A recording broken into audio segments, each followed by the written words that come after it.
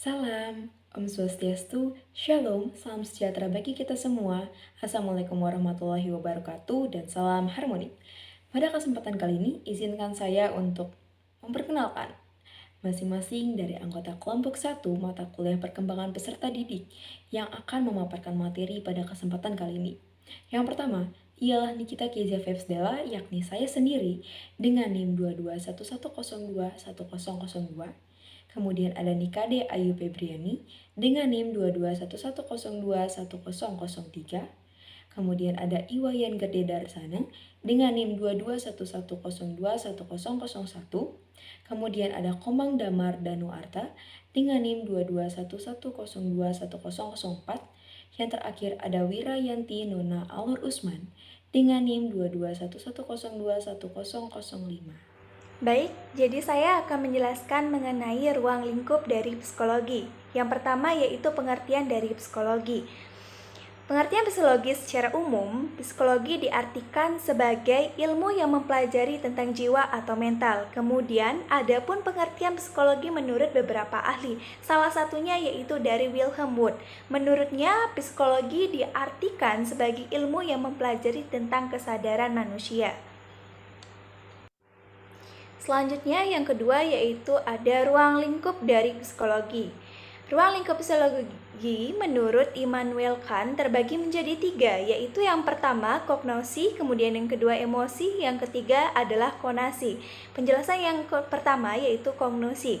Kognosi merupakan hal yang berkaitan dengan pemahaman dan pemikiran individu. Kemudian yang kedua yaitu ada emosi. Emosi merupakan gejala jiwa yang menonjol dan bisa menimbulkan gejolak jiwa. Kemudian yang ketiga yaitu ada konasi. Konasi merupakan berkaitan dengan kemauan, kehendak, atau keinginan individu.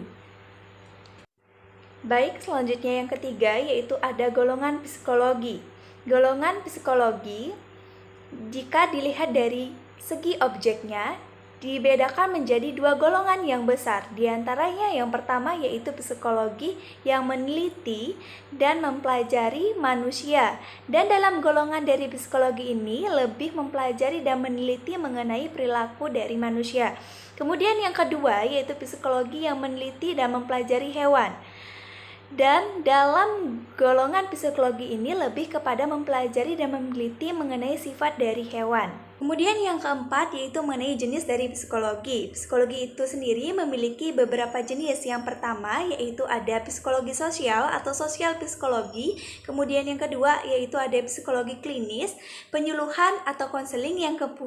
Kemudian yang ketiga yaitu ada psikofarmakologi. Kemudian yang kelima yaitu mengenai tokoh-tokoh dari psikologi. Di antaranya yaitu yang pertama ada Wilhelm Wundt yaitu pada tahun 1832 sampai dengan 1920. Kemudian yang kedua yaitu ada Ivan Petrovich Pavlov yaitu dari tahun 1849 sampai dengan tahun 1936. Kemudian yang ketiga ada Emil Kraepelin yaitu dari tahun 1856 sampai dengan tahun 1926. Kemudian yang keenam yaitu ada pendekatan dan metode dari penelitian psikologi. Pendekatan psikologi menurut Atkinson dan Helgard pada tahun 1996 halaman 7 sampai 14. Beberapa pendekatan dari penelitian psikologi yaitu ada pendekatan neurobiologis dan pendekatan fenomenologi dan pendekatan psikanalitik.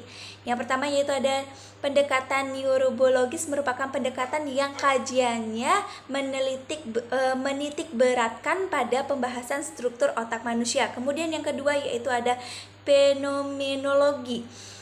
Pendekatan ini memusatkan perhatiannya pada pengalaman subjektif individu. Kemudian yang ketiga ada pendekatan psikanalitik yaitu dasar pemikiran pendekatan ini bahwanya sebagian besar perilaku manusia adalah dari proses yang tidak didasari. Selanjutnya ada metode. Beberapa metode yaitu yang pertama metode eksperimen, kemudian metode survei, yang ketiga metode pengamatan. Yang pertama yaitu ada metode eksperimen. Metode ini sebenarnya dapat dilakukan baik di dalam maupun di luar laboratorium. Metode ini lebih banyak digunakan untuk menyelidiki besar pengaruh dari suatu penelitian yang diuji cobakan. Kemudian yaitu ada metode survei. Metode ini menggunakan kuesioner atau wawancara dalam ukuran sampel besar untuk mengetahui informasi seperti pendapat politik, pilihan para konsumen, dan sebagainya. Kemudian yang ketiga ada metode pengamatan atau observasi. Metode ini secara langsung mengamati terhadap suatu yang meneliti baik perilaku binatang maupun manusia. Baik, terima kasih. Materi berikutnya adalah konsep dasar pertumbuhan dan perkembangan. Secara termitologis, pertumbuhan adalah perubahan secara fisiologis sebagai hasil dari proses pematangan fungsi-fungsi fisik yang berlangsung secara normal pada anak yang sehat dalam perjalanan waktu tertentu. Menurut Carl E. Garrison, pertumbuhan adalah perubahan individu dalam bentuk ukuran badan, perubahan otot, tulang, kulit, rambut, dan kelenjar. Sedangkan menurut Athan Long, pertumbuhan adalah perubahan yang dapat diukur dari satu peringkat ke satu peringkat yang lain dari masa ke masa. Materi berikutnya akan dijelaskan oleh teman saya. Melanjutkan dari presentasi teman saya menjelaskan tentang perkembangan. Perkembangan yang awal katanya mengartikan kata kembang, menurut bahasa Kamus Besar Bahasa Indonesia yang memiliki arti maju ataupun menjadi sesuatu hal yang lebih baik.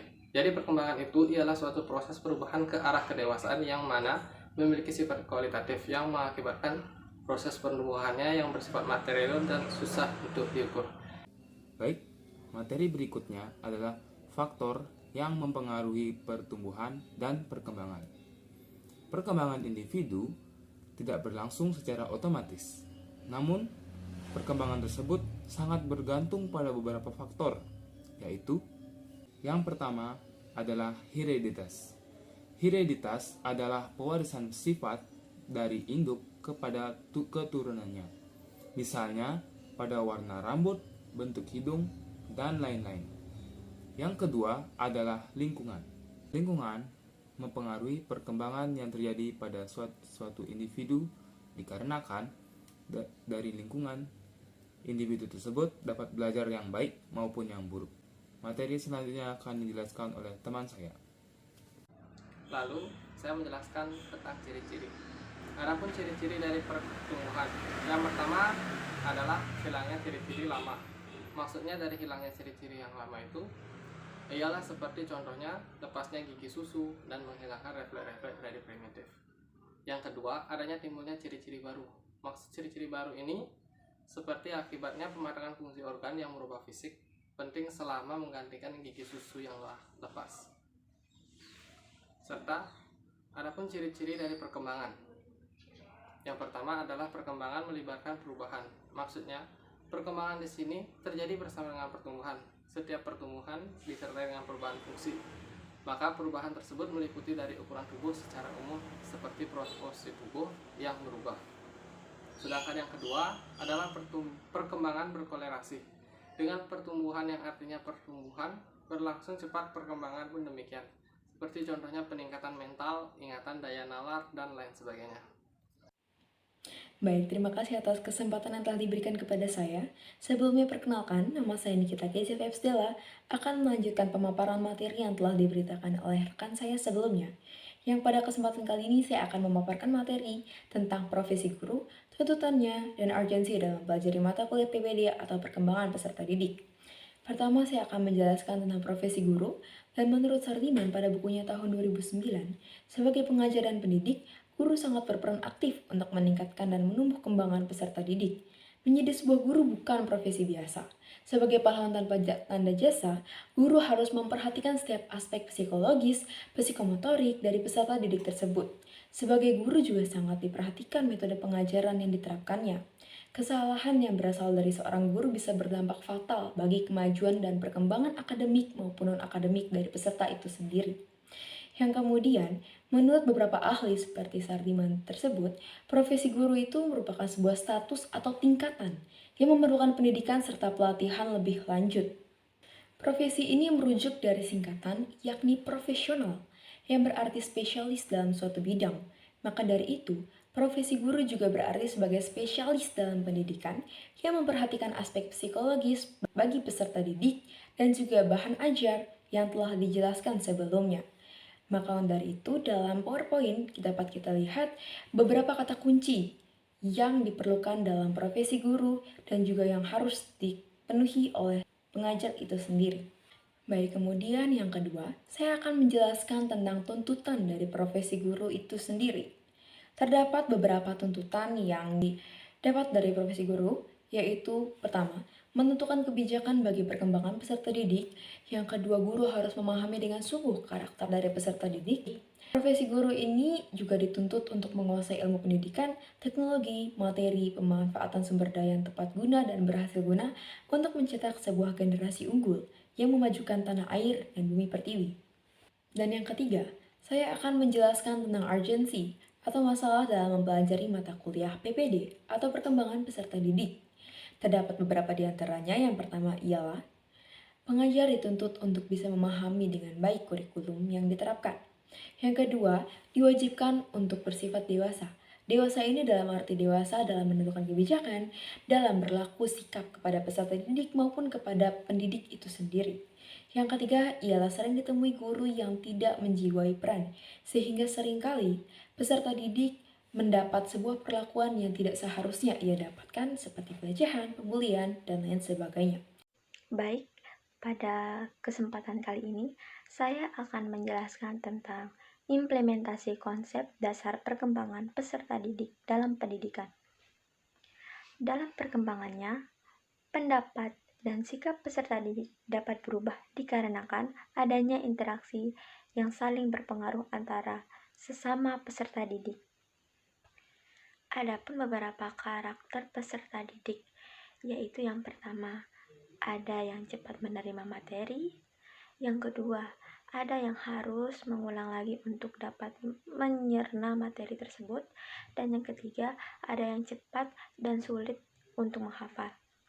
Oleh karena itu, pendidik harus mengenal karakteristik dari peserta didiknya. Adapun konsep dasar dari pertumbuhan, yang pertama, growth atau proses pertumbuhan, dan yang kedua adalah maturation yang artinya pematangan. Dan yang kedua, konsep-konsep dasar perkembangan. Yang pertama, peserta didik adalah individu yang memiliki potensi psikis yang khas sehingga ia merupakan insan yang unik. Kedua, peserta didik adalah individu yang sedang berkembang. Dan ketiga, peserta didik adalah individu yang membutuhkan bimbingan individual dalam perlakuan manusiawi. Adapun implementasi konsep-konsep dasar perkembangan peserta didik untuk meningkatkan hasil belajar dalam pendidikan, yaitu dengan cara menerapkan yang pertama, memanfaatkan perubahan kurikulum sebagai sarana untuk mengukur kemampuan peserta didik dan memudahkan untuk melaksanakan pembelajaran. Dan yang kedua, menerapkan metode alternatif dalam pendidikan. Adapun contoh implementasi perkembangan peserta didik dalam pendidikan adalah dengan adanya kegiatan ekstrakurikuler. Baik, sekian penjelasan dari kami, yaitu dari kelompok 1 mata kuliah perkembangan peserta didik yang menjelaskan tentang ruang lingkup psikologi, konsep dasar perkembangan dan pertumbuhan, profesi guru, tuntutannya, dan urgensi dalam mempelajari mata kuliah perkembangan peserta didik, yang kemudian adalah implementasi konsep dasar PPD dalam pendidikan beserta contoh-contohnya. Atas perhatian yang telah diberikan, kami mengucapkan terima kasih dan salam harmoni.